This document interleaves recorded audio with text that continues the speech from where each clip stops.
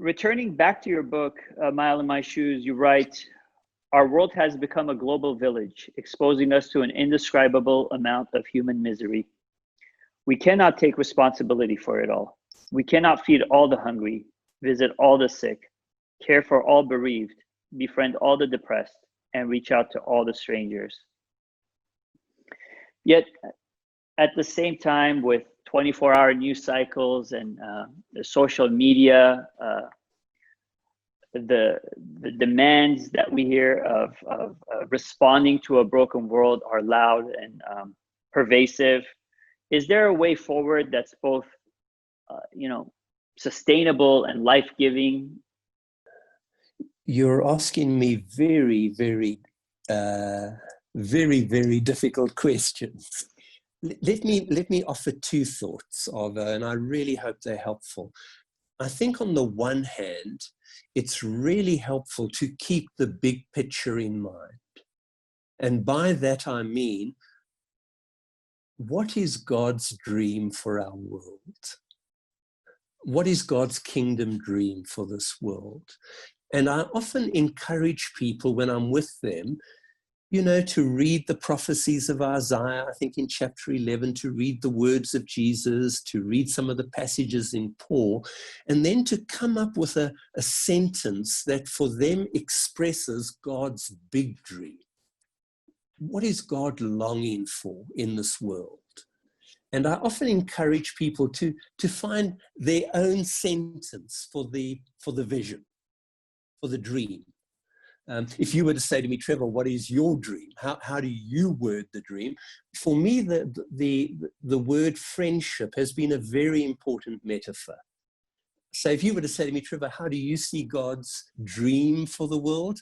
I would see it in terms of God would long for us all to live in friendship with God, in deep friendship with each other, and in friendship with the whole of creation. Now, there are flaws in what I've said, I'm aware of that, but I would invite other people to do better, to have a big picture of God's dream.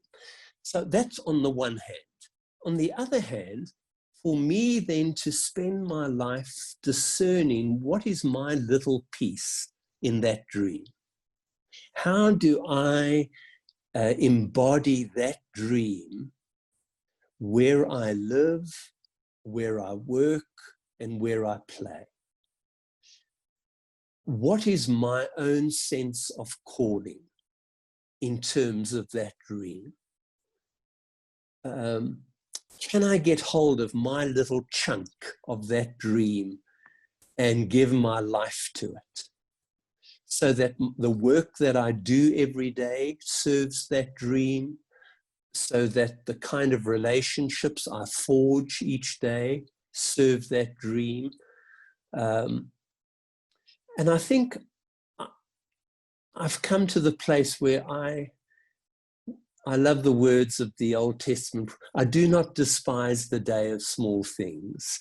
The importance of small actions. I think sometimes in the kingdom, small actions are very big.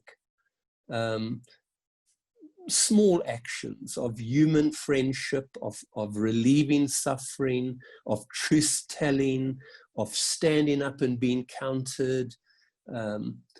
Small actions, I think, can cause incredible ripples.